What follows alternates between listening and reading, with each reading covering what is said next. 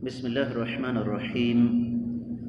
الحمد للہ الذی ہدانا لہذا وما كنا لنہتدی لولا ان ہدانا اللہ، والصلاة والسلام علی اشرف الرسل واکرم البشر الذی ارسلہ اللہ بالحق بشیرا ونذیرا وداعیا الی اللہ بإذنہ والسراجا منیرا۔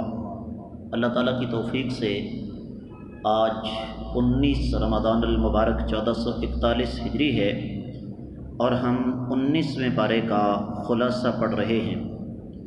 اس پارے میں 3 سورہ مبارکہ ہیں۔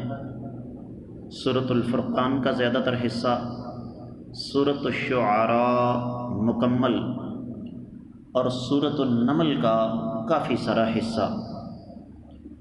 جس طرح کہ میں اور آپ اچھی طرح جانتے ہیں، کل کے صدق میں یہ بات گزر چکی ہے کہ سورۃ الفرقان مکی ہے، اور جب ہم مکی سورت کا تذکرہ کرتے ہیں تو فوری طور پر ہمارے ذہن میں 2 چیزیں آتی ہیں۔ پہلی چیز عقیدہ توحید، اور اس کے بعد کفار مکہ کا اللہ کے رسول صلی اللہ علیہ وسلم کے خلاف مخالفانہ، ظالمانہ، جابرانہ، قاہرانہ رویہ، اور اس حوالے سے نہ صرف یہ کہ اللہ تعالیٰ کا نبی علیہ الصلوۃ والسلام کو تسلی دینا، بلکہ آپ کو یہ سمجھانا کہ آپ ان کی اس چال کے مقابلے میں یہ کریں۔ تو پہلے اللہ تعالیٰ نے اپنا تعارف کروایا، اس کے بعد اللہ رب العزت نے مشرکین کے جو خود ساختہ معبود قیامت تک کے لیے ہیں ان کی بے بسی ظاہر کی۔ میں نے قیامت تک کا لفظ اس لیے استعمال کیا کہ آج اس وقت کرونا کی وبا ساری دنیا میں پھیلی ہوئی ہے، اور اس کے مثبت اثرات میں سے ایک یہ بھی ہے کہ سمجھدار مسلمان کو اس بات کا پتہ چل گیا ہے کہ بیماری اور تندرستی اللہ کے ہاتھ میں ہے۔ یہ فوت شدہ کچھ نہیں کر سکتے، اور جو زندہ پھونکے مارنے والے ہیں ان کے پاس بھی کچھ نہیں ہے۔ یہ تعویذ آج تک مجھے پاکستان میں کوئی ایسا تعویذ نہیں ملا کہ جس سے کرونا وائرس کی وبا جو ہے وہ رک جائے۔ پھر اللہ رب العزت نے اس بات کا خصوصی تذکرہ کیا کہ اللہ کے رسول صلی اللہ علیہ وسلم اور قرآن پر مشرکین مکہ کیا کیا اعتراضات کرتے تھے اور ان کا جواب کیا تھا۔ یہاں ایک بڑی اہم بات میں آپ کو سمجھانا چاہوں گا کہ رب کائنات نے قرآن اور اللہ کے نبی صلی اللہ علیہ وسلم کی سیرہ مبارکہ میں عجیب و غریب چیزیں مشترک رکھی ہیں۔ بڑی قیمتی بات ہے، نوٹ کیجئے گا۔ مثلا قرآن بھی اللہ کا کلام، اور نبی علیہ الصلوۃ والسلام کی سیرت بھی اللہ کی عطا کردہ۔ قرآن جیسا کوئی کلام نہیں، اللہ کے رسول صلی اللہ علیہ وسلم جیسی کسی کے پاس سیرت نہیں ہے۔ قرآن سرچشمہ ہدایت ہے، نبی علیہ السلام کی سیرت سرچشمہ ہدایت ہے۔ قرآن قیامت تک کے لیے محفوظ، اللہ کے رسول صلی اللہ علیہ وسلم کی سیرت کا ایک ایک پہلو محفوظ۔ قرآن قدم قدم پر حکمتوں کی برسات کرتا ہے، نبی علیہ الصلوۃ والسلام کی سیرت بھی قدم قدم پر ہمیں بے پناہ حکمتیں عطا فرماتی ہے۔ یہی وجہ ہے کہ قرآن میں رب کائنات نے نبی کریم صلی اللہ علیہ وسلم اور قرآن کا مشترکہ دفاع کیا ہے۔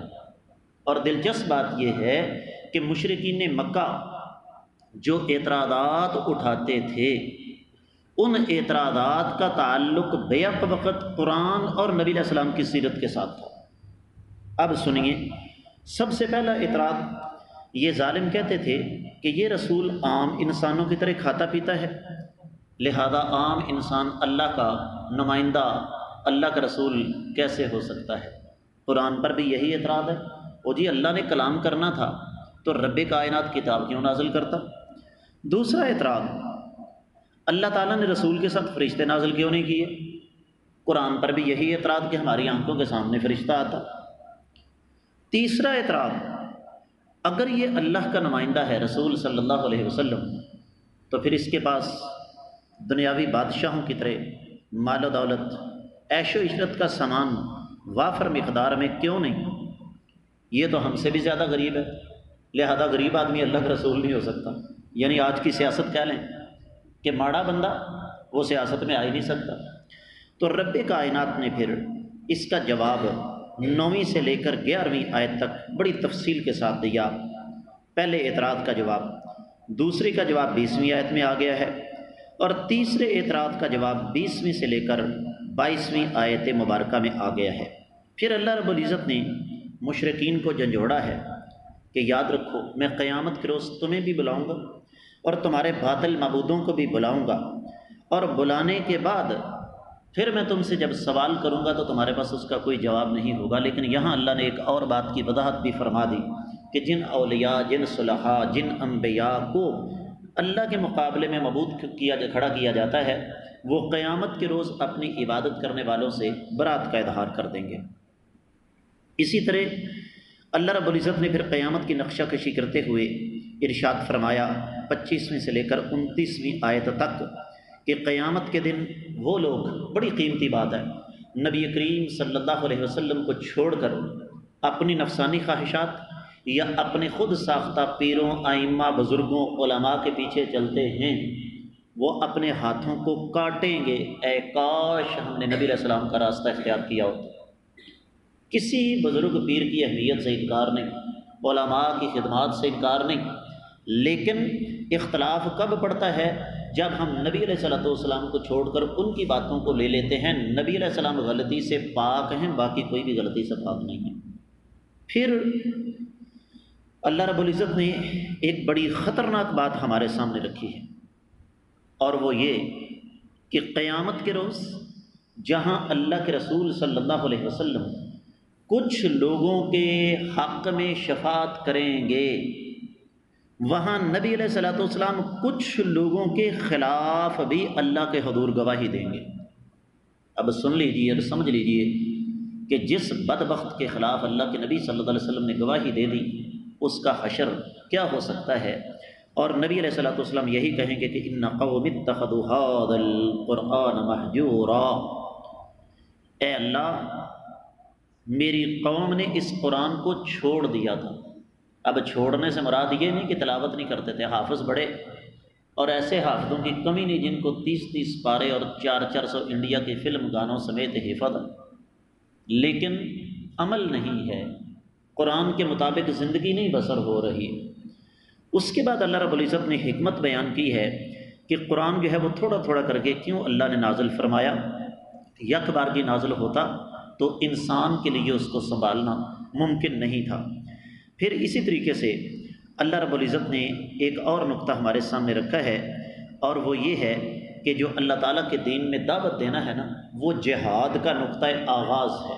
یاد رکھیے سب سے پہلے دعوت دی جاتی ہے، دعوت کے نتیجے میں جہاد کھڑا ہوتا، افراد پیدا ہوتے ہیں، افراد وسائل لے کر آتے ہیں، وسائل کی بنیاد پر جہاد کھڑا ہوتا ہے، اور جہاد سے اسلام دنیا میں غالب آ جاتا ہے۔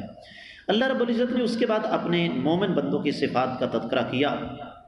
ان میں سب سے پہلی صفت کیا ہے کہ ان کی راتیں اپنے اللہ کے سامنے سجدے اور قیام کرتے ہوئے گزرتی ہیں، اللہ کی زمین پر نرمی سے چلتے ہیں، عبادت کر کے غرور اور تکبر کا اظہار نہیں کرتے، لو جی میں نے یہ نیکی کر لی اب جنت تو میرے نام لگ گئی۔ اور یہ خناس بہت سارے لوگوں کے دماغوں میں گھسا ہوا ہے، جی مجھے قرآن و حدیث کی سمجھ آ گئی، اب جنت میرے نام لگ گئی، میں دبا کے بد اخلاقی کرتا چلا ہوں، جس کی مرضی عزت اچھال دوں، جس کے ساتھ جیسے مرضی بیچ آ جاؤں۔ نہیں، حقوق اللہ کے ساتھ حقوق العباد بھی ضروری ہیں۔ اسی طریقے سے ان بندوں کی یہ صفت ہے کہ خرچ کرتے ہوئے نہ کنجوسی کرتے ہیں نہ فضول خرچی، درمیان والا راستہ، اعتدال والا۔ اللہ کے ساتھ کسی کو شریک نہیں بناتے، کسی کو ناحق قتل نہیں کرتے، زنا نہیں کرتے، کسی کے جھوٹ میں شریک نہیں ہوتے، اور فضول کاموں کو چھوڑ دیتے ہیں، کسی کے ساتھ فضول کام میں شریک نہیں ہوتے۔ اسی طریقے سے جب انہیں نصیحت کی جاتی ہے تو نصیحت پر آگے سے کٹ حجتی سے کام نہیں لیتے، بلکہ اس کو قبول کرتے ہیں، اور ہمیشہ اللہ تعالیٰ سے دعا کرتے رہتے ہیں کہ الہ العالم نے ہماری نیکیوں کو قبول و منظور فرما، اور ہمیں نہ صرف یہ کہ خود بلکہ ہماری نسلوں کو بھی دین پر چلنے کی توفیق عطا فرما۔ تو ایسے لوگوں کا پھر اللہ تعالیٰ نے سورۃ الفرقان کے اختتام پر اجر اور ثواب بیان فرمایا ہے کہ ایسے لوگوں کو اللہ تعالیٰ قیامت کے روز جنتوں میں اعلیٰ بالا خانے عطا فرمائیں گے۔ سورۃ الشعراء شروع ہوتی ہے۔ یہ سورہ مبارکہ مکی ہے، مکہ کے دور میں، یہ درمیانی دور میں نازل ہوئی، اور اللہ کے رسول صلی اللہ علیہ وسلم کی جو دعوت تھی اس کے مقابلے میں اہل مکہ مختلف قسم کی باتیں کرتے تھے۔ کبھی کہتے یہ مجنون ہے نعوذ باللہ، کبھی کہتے کاہن ہے، کبھی کہتے یہ شاعر ہیں۔ تو اللہ کے رسول صلی اللہ علیہ وسلم پر یہ سورہ مبارکہ رب کائنات نے بطور تسلی کے نازل فرمائی کہ اے نبی صلی اللہ علیہ وسلم، ہم آپ کا عرش پر سے دفاع کریں گے، آپ کو گھبرانے کی ضرورت نہیں ہے۔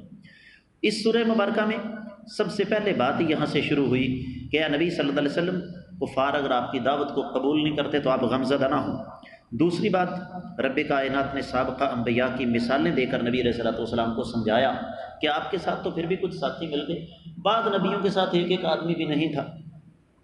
تیسری بات، اللہ تعالیٰ نے کافروں اور ایمان والوں کی سوچ میں فرق واضح کیا، اور اس فرق کو واضح کرنے کے لیے اللہ نے موسیٰ علیہ السلام، فرعون اور جادوگروں کا معروف واقعہ بیان کیا۔ پھر ابراہیم علیہ السلام کا تذکرہ کیا اللہ تعالیٰ نے، کیونکہ ابراہیم علیہ السلام اللہ تعالیٰ کی زمین پر جہاد کی، توحید کی ایک ایسی آواز جو قیامت تک کے لیے رول ماڈل اور نمونہ ہے۔ پھر اللہ رب العزت نے نوح علیہ السلام، ہود علیہ السلام، صالح علیہ السلام، لوط علیہ السلام، شعیب علیہ السلام کی دعوت کا تذکرہ کیا ہے، اور سمجھایا ہے کہ ان کو کن کن مرحلوں سے گزر کر دعوت میں میدان میں آگے بڑھنا پڑا۔ اسی طریقے سے اللہ رب العزت نے اس کے بعد اس بات کی وضاحت فرما دی ہے کہ کافر جو تہمت لگاتے ہیں کہ یہ قرآن شیاطین لے کر نبی علیہ السلام کے پاس آتے ہیں، اللہ نے چیلنج کیا کہ اگر یہ واقعی اس قسم کا معاملہ ہے تو پھر آؤ میدان میں۔ پھر اللہ رب العزت نے نبی علیہ السلام کو کھلے دل سے دعوت دینے کا حکم دیا کہ آپ نے چھپ چھپ کر اب دعوت نہیں دینی، بلکہ میدان میں آنا ہے، کیونکہ یہ دین پھیلنے کے لیے دنیا میں آیا ہے۔ سورۃ النمل، نمل عربی زبان میں چیونٹی کو کہتے ہیں۔ اس سورہ مبارکہ میں چیونٹی کا تذکرہ ہے۔ یہ بھی مکی سورہ مبارکہ ہے، درمیانی دور میں نازل ہوئی، اور یہ ترتیب کے ساتھ آئی ہے، پہلے سورۃ الشعراء، پھر سورۃ النمل، اور اس کے بعد سورہ قصص۔ اب اس سورہ مبارکہ میں جو سب سے اہم چیز بیان ہوئی ہے نا، وہ سیدنا سلیمان علیہ السلام کا قصہ ہے، اور وہ قصہ انتہائی دلچسپ ہے۔ ان میں ایک تو چیونٹی کا واقعہ ہے، پھر چیونٹی کے ساتھ سلیمان علیہ السلام کی ہمدردی ہے، پھر ہدہد جس نے عقیدے کا مسئلہ ہی حل کر دیا، کہتا ہے میں ایک جگہ گیا ہوں جہاں آپ نہیں گئے، حاضر نہیں تھے آپ، اور ایسی چیزیں دیکھ کر آیا ہوں جو آپ نے نہیں دیکھی، ناظر کا مسئلہ بھی حل ہو گیا۔ یہ تو کہتا ہے نبی نبا سے ہے، نبا ہے تو نبی ہے، نبا نہیں تو نبی نہیں۔ ہدہد کیا کہتا ہے؟ میں نبی نہیں، میرے پاس نبا ہے، غیب کی خبر۔ آپ نبی ہیں، آپ کے پاس اس ملکہ سبا کی نبا نہیں ہے، تو یہ فلسفہ غلط ثابت ہو گیا نا کہ نبی نبا سے ہے، نبا ہے تو نبی ہے، نبا نہیں تو نبی نہیں۔ پھر وہ جو خاتون ان پر حکومت کرتی تھی اس کا تذکرہ، اس کا سیدنا سلیمان علیہ السلام نے اس کو خط لکھا، اس نے جواب دیا، پھر وہ وفد لے کر آئی، اور پھر اس کے آنے سے پہلے اس کا تخت جو ہے وہ کس انداز سے سیدنا سلیمان علیہ السلام کے پاس پہنچا، سیدنا سلیمان علیہ السلام کی خدمت میں وہ حاضر ہوئی، اور پھر اس کے بعد کے سارے واقعات۔ پھر اللہ رب العزت نے اس سورہ مبارکہ کے اختتام پر دو چیزوں کا تذکرہ کیا۔ یمن زرعی ملک آج بھی ہے، اس کے مقابلے میں فلسطین صنعتی ملک۔ آپ اگر یہ سمجھتے ہیں نا کہ اسرائیل آج فلسطین پر صرف بیت المقدس کی وجہ سے قابض ہونے کے چکر میں ہے، تو یہ ہماری غلط فہمی ہے۔ اس کے سامنے بے شمار مقاصد ہیں، اور ان میں ایک مقصد یہ بھی ہے کہ صنعت کے لیے موزوں ترین علاقہ ہے دنیا کے درمیان میں ہے یہ فلسطین، اس کو کتنے ساحل لگتے ہیں۔ پھر دنیا کا سب سے اعلیٰ قسم کا زیتون جو ہے وہ اس علاقے میں پیدا ہوتا ہے۔ یہودی پاگل نہیں ہیں جو اتنے بندے اپنے مروا کے پیچھے ہٹنے کے لیے تیار نہیں۔ تو اس کے بعد یہ سارے کے سارے واقعات بیان کرنے کے بعد رب کائنات دراصل ہمیں سمجھانا یہ چاہتے ہیں کہ اللہ رب العزت اپنے بندوں کو صرف آخرت پر ہی نہیں رکھتے، بلکہ اگر بندے اللہ تعالیٰ کے راستے پر چلیں تو اللہ تعالیٰ دنیا میں بھی ان کو کامیابی و کامرانی اور نعمتیں عطا فرماتے ہیں۔ اس کے ساتھ ہی 19ویں پارے کا خلاصہ جو ہے وہ مکمل ہوتا ہے۔ رب کائنات نے توفیق دی تو کل ہم انشاءاللہ 20واں پارہ پڑھنے کی کوشش